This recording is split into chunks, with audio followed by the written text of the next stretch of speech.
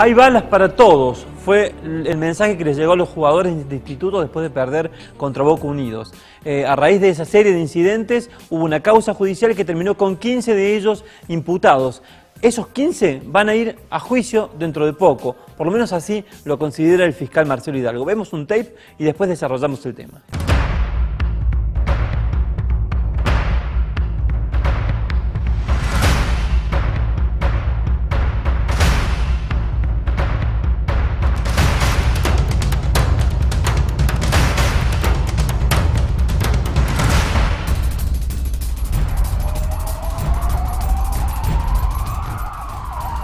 Por el llamado del dueño de la empresa de colectivo, el cual alertó a la policía de los daños realizados en este vehículo generados por los barra brava del Club Instituto. Regresaban a Córdoba luego de ver jugar a su equipo y en un operativo policial se secuestró el colectivo, gran cantidad de alcohol y quedaron 55 personas detenidas. Decidimos hacer un operativo en las afueras de la ciudad para tratar de prevenir cualquier otra situación.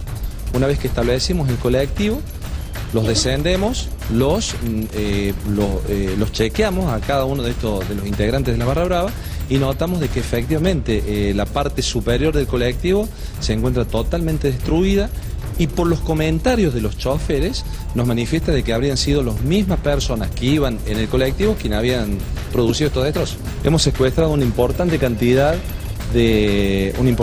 cantidad de bebida alcohólica.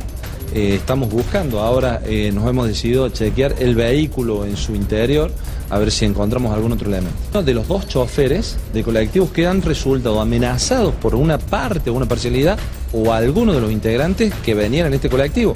Seguramente de los testimonios de estas dos personas y de algún otro elemento de prueba que podamos arrimar a la investigación, vamos a tratar de establecer quiénes son las personas que tienen alguna culpabilidad en esto y quiénes no. Estas personas van a quedar alojadas por lo pronto aquí en la seccional sexta. Y él me habló de San Francisco y bueno, a la 1, 2 y algo, que algunos dice habían roto unos vidrios, mamá estoy muerto de frío, dice. ¿Estaba asustado su hijo? Estaba asustado, porque nunca se mete en problemas.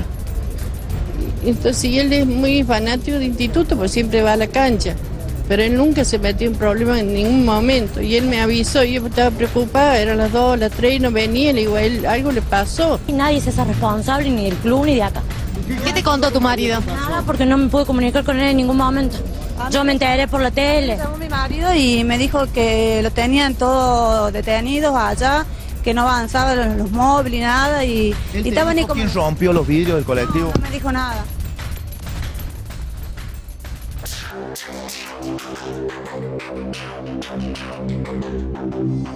Podemos decir que así comenzaba esta historia, que como decía Dante, ahora tendrá su juicio. Nos acompaña el fiscal Marcelo Hidalgo, que elevó en los últimos días justamente esta causa con 15 personas imputadas, ¿verdad? ¿Cómo le va, fiscal? Muchas gracias nuevamente por la invitación. Sí, es así, la verdad es que recordar estas imágenes de aquel momento me hacen nuevamente dimensionar los episodios, la gravedad de los episodios y los riesgos que corrieron tanto un grupo de personas que venía en este colectivo como aquellas personas que fueron agredidas en el viaje.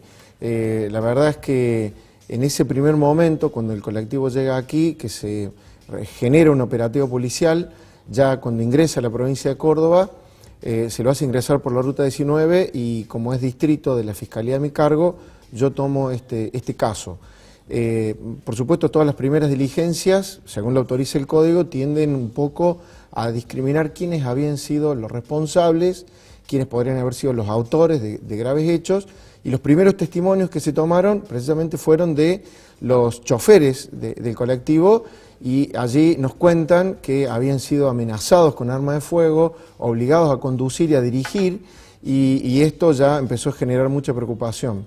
De modo que comenzamos una requisa muy profunda en el interior del colectivo y nos dimos con la sorpresa de la existencia de droga, sobres de cocaína, nos dimos con la presencia de grandes cantidades de alcohol, de grandes cantidades que había sido ya consumido y venía en damajuanas, nos dimos con la presencia de armas de fuego, dinero falso y con que en el colectivo venían menores. Así que allí tomamos las primeras decisiones que autoriza el código, el nombramiento de defensores, el traslado a un centro de detención y al día siguiente, ya en la Fiscalía, comenzamos en la tarea de discriminar quiénes podrían haber sido los responsables de los más graves hechos, y eso, por los códigos de silencio que imperan, resultó bastante dificultoso. Para romper esos códigos, o para empezar a armar la investigación, ¿cómo se avanzó? Porque recuerdo que en un momento hubo gente que no quiso colaborar y usted los mantuvo detenidos a todos los que no querían hablar. Y a los que sí querían hablar les otorgó la libertad si era que mostraban que no habían tenido nada que ver en el hecho. ¿Cómo se fue rompiendo ese código de silencio? El código de silencio, básicamente, que también un poco impera en lo que es la cultura del tablón en este tipo de episodios, es que las primeras evidencias surgieron a partir de las víctimas de esto, que fueron los propios choferes, quienes inmediatamente pudieron discriminar un pequeño grupo que había quedado en la bodega del colectivo que allí había viajado, que por casualidad en el momento que estábamos trabajando en la unidad judicial lo observaron y ellos nos fueron indicando: a esta persona la vi padecer una situación igual que nosotros, no tuvo nada que ver, y a partir de allí incorporamos las primeras informaciones. Ahí nos dimos cuenta que había habido un grupo muy grande de personas, de las 44 que venían en este momento en el colectivo, que habían sido protagonistas de estos episodios. Además recibimos información de otras personas que se habían bajado en la ciudad de San Francisco, por ejemplo, del colectivo, y nos comenzaron a indicar vía llamadas telefónicas algunos datos y algunas informaciones. Pero además fue tan grave, esto causó tanta repercusión dentro del ámbito futbolístico, que muchas de las personas que viajaron en el colectivo nos empezaron a indicar en concreto y de manera específica qué conductas habían asumido cada uno de las personas que estaban aquí sometidas a proceso, ¿no? En particular, había habido dentro de este grupo de 44 personas que había llegado a Córdoba, había un grupo de aproximadamente entre 15 y 20 personas que eran los que habían protagonizado los episodios más graves. Y la investigación permitió establecer, por ejemplo, que los episodios ya se habían producido a la salida del club de Boca Unidos de Corrientes, destrozos generalizados en el colectivo, el consumo de droga frente a menores en todo momento, tanto en el viaje de ida como de vuelta. La verdad es que yo diría que hemos aprendido, desgraciadamente, a partir de esto, muchas de las cosas que es necesario, me parece, modificar en la cultura del tablón. Aprendimos, por ejemplo, de los relatos de las propias víctimas, cómo con posterioridad, vía mensaje de texto, ya venían amenazando al colectivo en el que venía el plantel y el cuerpo directivo, los dirigentes, y cómo se animaron a cortar una autopista por donde venía el colectivo y enfrentar a la policía utilizando armas de fuego, sometiendo a los choferes y a otras personas. Ahí vamos a ese punto. Cortaron el trayecto del vehículo donde venían los jugadores, hicieron detener ese colectivo y subieron para amenazarlos, para apretarlos. No llegaron a subir porque la policía de la provincia de Chaco trató de desplegar un operativo que finalmente resultó efectivo. Hubo disparos de balas de goma al aire, le pidieron que retrocedieran, pero en ese momento es en el que se producen los episodios más graves, porque allí los someten a los choferes y aparte del pasaje, diría que ya había una suerte de frenesí, de violencia en ese momento. Se deciden a juntar piedras, se bajan con el arma de fuego y comienzan a amenazar a viva voz al plantel diciéndole ascenso o muerte, hay balas para todos y otras expresiones que después, cuando nosotros pudimos concurrir hasta la provincia de Chaco y recoger la información de la policía de Chaco que había participado en el operativo, verdaderamente conociendo de la existencia del arma, comenzaron a tomar una dimensión de que esto podría haber terminado en una tragedia. Y como yo le decía, la verdad es que desgraciadamente de esta manera en la investigación aprendimos muchas cosas. Por ejemplo, cómo es posible llevar un arma de fuego en un colectivo en el que en el que asistían también niños, escondida dentro de los paneles que tienen los colectivos, por lo cual llevaban destornilladores para poner el arma de fuego. Allí fue donde uno de los perros que produjo el registro le encontró el arma. Después, cómo, por ejemplo, durante todo el viaje circuló en la presencia de menores droga y alcohol. Esto, digamos, mi percepción con esto es que esta cultura del tablón está atravesada por los mismos problemas que atraviesa una sociedad como la nuestra, donde existen factores de exclusión social, y algo de lo que pudimos estudiar e investigar de las personas que habían protagonizado esto nos puso en evidencia que sus condicionantes socioculturales en gran medida justificaban toda esta cultura del tablón, todos estos folclores del tablón. Nosotros podemos aprender de la investigación también cómo, con la excusa de los trapos, los tan, por decirlo de alguna manera, este símbolo tan importante que significan los trapos, cómo cuando los trapos se bajan, dichos de testigos vinculados con esto, corre droga, corren armas, y por qué es necesario mantener,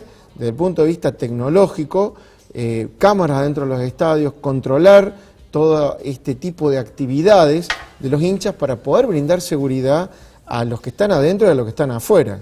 ¿Usted cómo llega a identificar a estas 15 personas que hoy están imputadas como hinchas de instituto y como pertenecientes a esta barra conocida como Los Ranchos?